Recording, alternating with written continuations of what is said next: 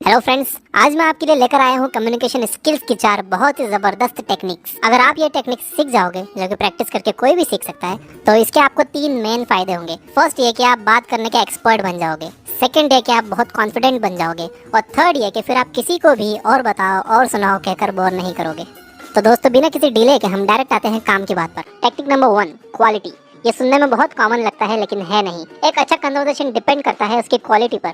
इसलिए जब भी आप बोलो तो कोशिश करो कि सारे अनइम्पोर्टेंट वर्ड्स निकाल दो, जैसे कि जो है। तो कई बार लोग नॉर्मली वर्ड बहुत बोलते हैं और कई लोग बहुत बोलते हैं। ये वर्ड्स कन्वर्सेशन में कोई वैल्यू ऐड नहीं करते और इन्हें बोलने का कोई मतलब नहीं है। फॉर एग्जाम्पल, ये पैराग्राफ ध्यान से सुनिए। संडे को आप क्या करते हो? मैं हर संडे सुबह जो है क्रिकेट खेलने जाता हूँ। दोपहर तक नॉर्मली क्रिकेट खेलता हूँ। देन शाम को नॉर्मली फैमिली के साथ बाहर जाता हूँ। संडे को लिटरली बहुत मज़ा आता है। इसको अब इससे कंपेयर करो। संडे को आप क्या करते हो? मैं हर संडे सुबह क्रिकेट खेलने जाता हूँ और दोपहर तक क्रिकेट खेलता हूँ। देन शाम को फैमिली के साथ बाहर जाता हूँ। संडे को लिटरली बहुत मज़ा आता है। आपने देखा, सेकंड वर्जन काफ़ी शॉर्ट है, लेकिन जो इन्फॉर्मेशन कन्वे की गई है वो सेम है, बल्कि सेकंड वर्जन ज़्यादा कॉन्फिडेंट और सिंसियर लग रहा है। इसमें अभी भी एक कमी है। इसमें क्या कमी है देखते हैं। Technique number 2। टेक्निक नंबर 2 है पॉजेस। एक जैसा बोलने के बजाय थोड़ा रुक कर बोलना चाहिए। जब आप थोड़ा रुक कर बोलते हो तो यह आपकी बात में दम पैदा कर देता है। सेम सेंटेंस को थोड़ा रुक कर बोलते हैं। मैं हर संडे सुबह क्रिकेट खेलने जाता हूँ और दोपहर तक क्रिकेट खेलता हूँ। देन शाम को फैमिली के साथ बाहर जाता हूँ।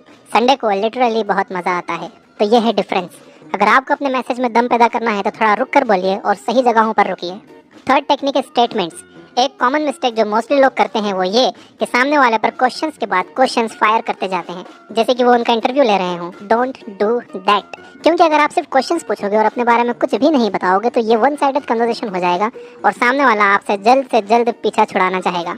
इसलिए सवाल करने की जगह स्टेटमेंट्स यूज करो। मैं आपको 2 तरह की बहुत काम की स्टेटमेंट टेक्निक्स बताता हूँ। फर्स्ट है कोल्ड रीड स्टेटमेंट्स। इसमें आपको करना यह है कि सामने वाले को ऑब्जर्व करके उनके बारे में बस अंदाजा लगाना है और वही उनसे कहना है। मान लो कि आप किसी से पूछना चाहते हो कि उनकी हॉबीज क्या हैं, तो सिंपल क्वेश्चन तो ये हुआ कि आपकी हॉबीज क्या हैं। इसको अगर कोल्ड रीड स्टेटमेंट बनाना है तो कहो, आप काफ़ी इंटरेस्टिंग पर्सन नजर आते हो। मैं शर्त लगा सकता हूँ कि आपकी हॉबीज भी काफ़ी इंटरेस्टिंग होंगी।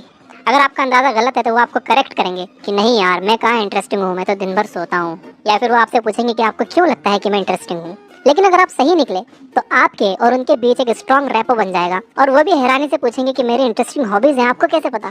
कोल्ड रीड स्टेटमेंट्स ज्योतिष भी यूज करते हैं। हाथ देखकर कहेंगे, बेटा तुम्हें जल्दी गुस्सा आता है। हाँ बाबा, आपको कैसे पता? लकीरें कह रही हैं, बेटा बेटा तुम्हारी 2 गर्लफ्रेंड्स है।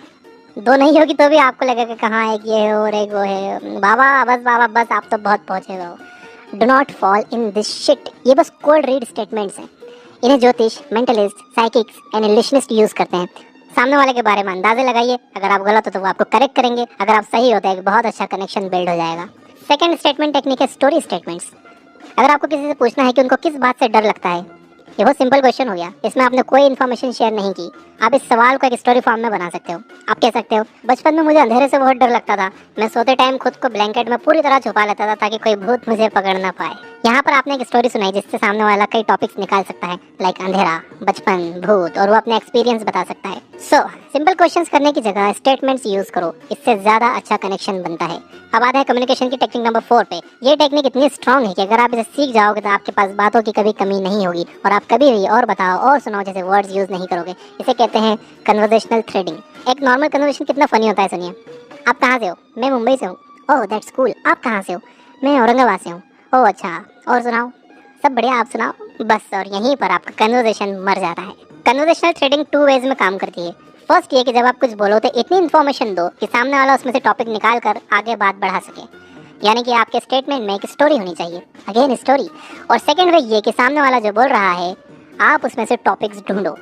जब भी हम कुछ कहते हैं तो हमारे हर सेंटेंस में कई टॉपिक्स होते हैं जिन पर हम ध्यान ही नहीं देते। अगर इस कन्वर्सेशन में सिर्फ ये कि मैं मुंबई से हूँ की जगह अगर ये कहा जाए कि वैसे तो मैं मुंबई से हूँ लेकिन मुझे छोटे शहर में रहना पसंद है क्योंकि मुझे ज़्यादा भीड़ भाड़ पसंद नहीं है, इस सेंटेंस में से कई बातें शुरू की जा सकती हैं, लाइक मुंबई, छोटा शहर, भीड़ भाड़। आप अपनी मुंबई ट्रिप के बारे में बात कर सकते हो। छोटे शहर के आपके एक्सपीरियंस के बारे में बात कर सकते हो। भीड़ भाड़ पर अपनी राय रख सकते हो। लास्ट टाइम जब आप ट्रैफिक में फंसे थे वो एक्सपीरियंस बता सकते हो।